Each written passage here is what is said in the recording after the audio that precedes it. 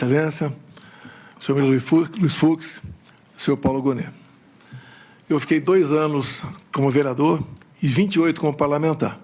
A minha retórica sempre foi parecida com isso.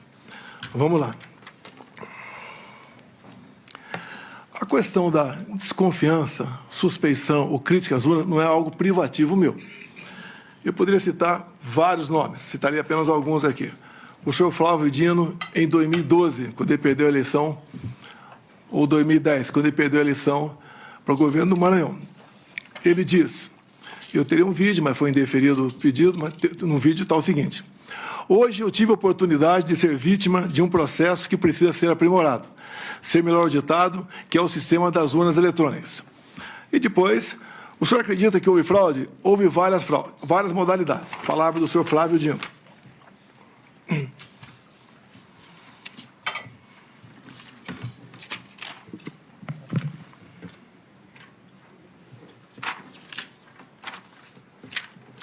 Depois também, curiosamente, uma outra inserção no horário eleitoral gratuito do senhor Carlos Lupe. Por que curiosamente? Foi ele que entrou com uma ação no TSE pela minha inelegibilidade, por crítica às urnas eletrônicas. Ele falava em fraude.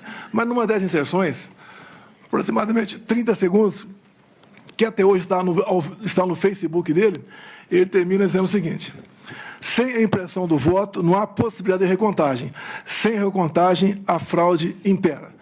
Repito a Vossa Excelência, até hoje isso está lá no Facebook do senhor Carlos Lupe. Eu batalhei muito na Câmara, desde 2012, pelo voto impresso. Consegui aprová-lo em 2015 para 2016. A senhora Dilma Rousseff vetou, a proposta voltou para o Congresso, só na Câmara nós derrubamos o veto, com votos do PT, inclusive. No Senado, algo parecido, também derrubamos o veto. Fiquei feliz que teríamos, em 2018, o voto impresso. Eu não lembro se eu pedi audiência ou o ministro Fux me convidou. Eu fui conversar com ele sobre essa questão. E ele mostrou para mim que 5% das sessões eleitorais do Brasil teriam o voto impresso.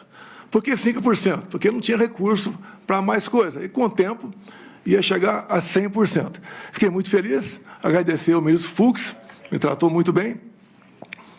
Mas, infelizmente, logo depois, por 8-3, o Supremo Tribunal Federal declarou o voto impresso como sendo inconstitucional, porque a impressão do voto poderia ferir a segurança das eleições. Bem, então tivemos o voto normal em 2018.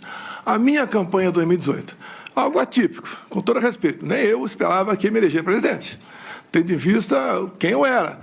Eu era um parlamentar que não era parlamentar de partido, eu não tinha apoios políticos, mas acabei, então, como desde 2014, após o segundo turno das eleições, eu me lancei pelo Brasil falando que ia disputar a eleição em 2018, acabei me elegendo, sem antes passar por uma facada, quase me levou a óbito.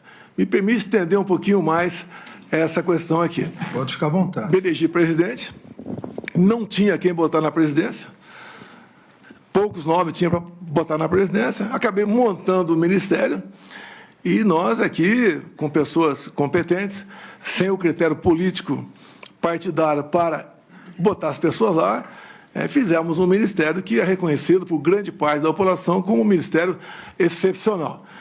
Fizemos muita coisa.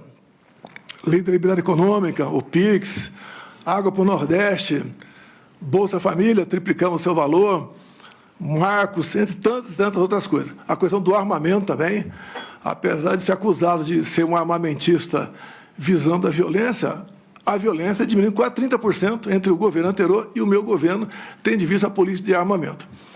Bem, outra coisa importante também, onde comecei a criar inimizades cada vez maiores, desde o começo do meu mandato, foi na escolha de pessoas para compor aqui bancos oficiais estatais. Só falar de 2 estatais só. Porto de Santos dava um prejuízo de 500 milhões por ano, entreguei com lucro de 500 milhões. Então, esse 1 bi ia para algum lugar, para algum ralo, ganhei inimizades por aí. Uma outra, para ser mais rápido, Itaipu Binacional. Chegamos lá, botei o senhor Silvio Luna como presidente da estatal, e ao longo de 4 anos, nós reduzimos a tarifa em dólar de 45%, E uma empresa que era conhecida apenas por gerar energia, o que ela fez a mais? Fez a segunda ponte com o Paraguai, uma ponte com 170 metros de vão. Começamos a fazer a segunda ponte Porto Mutinho. Alongamos em 600 metros o aeroporto de Foz do Iguaçu.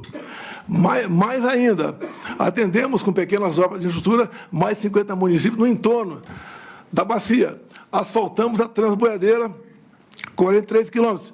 Fizemos o acesso aos aeroportos. Ou seja, sobrou dinheiro para fazer muita coisa lá. E, obviamente, isso, no passado, a tarifa era cheia e nem obra era feita e era usado à vontade esse recurso. Por que à vontade? Porque é uma empresa que não é auditada pelo TCU por ser binacional. O que os conselhos decidem, está decidido e ninguém toca mais no assunto. Então, quando a gente começa a tapar os ralos da corrupção, aparece uma enormidade de pessoas que vão contra a gente. Eu não cortei recursos para a imprensa por ser malvado. É que eu fui o único presidente, senhor ministro, o único que tinha um teto de gasto pela frente. Eu não podia gastar mais do que aquilo, diferentemente do que acontece agora, do que acontecia antes de mim. Ganhei também, então, uma antipatia enorme da imprensa contra a minha pessoa. E também a questão das pautas dos costumes, né? Eu sou católico, minha esposa é evangélica, e eu sempre preservei a família e a inocência de criança em sala de aula. Mais um foco de atenção contra a gente. E até do próprio Supremo Tribunal Federal, respeitosamente, eu tinha pelo menos uma ação por semana para me explicar em 24 ou 48 horas o porquê daquilo. Mas faz parte da regra. Vossa Excelência, o senhor ministro Fux, aqui do Supremo, não me viram desrespeitar uma só ordem do senhor. Não me viram em nenhum momento eu agi contra a Constituição.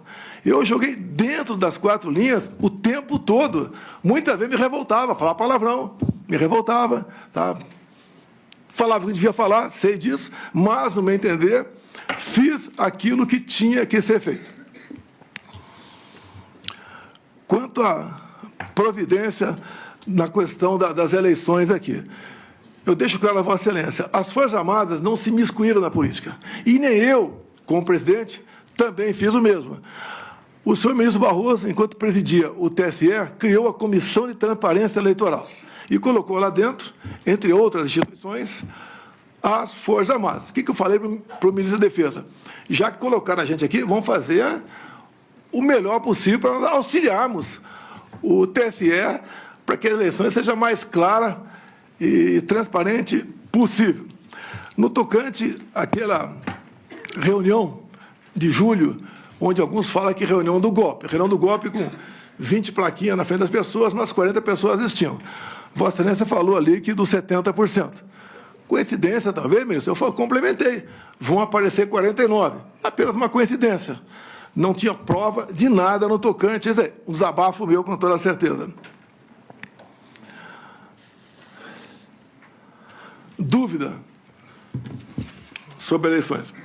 Aqui eu tenho um documento aqui da Associação Nacional dos Peritos Criminais Federais. Diz logo na entrada aqui: as fragilidades das urnas eletrônicas sem o voto impresso.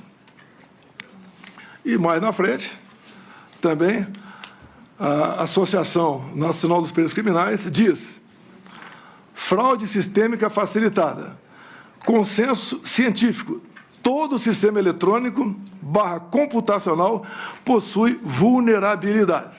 Então, basicamente, senhor ministro, a minha retórica me levava a falar dessa maneira. Essa reunião não era para ter sido gravada, algo reservado. Como em tudo quanto é local, se faz reunião reservada. Alguém gravou, no meu entender, de má fé.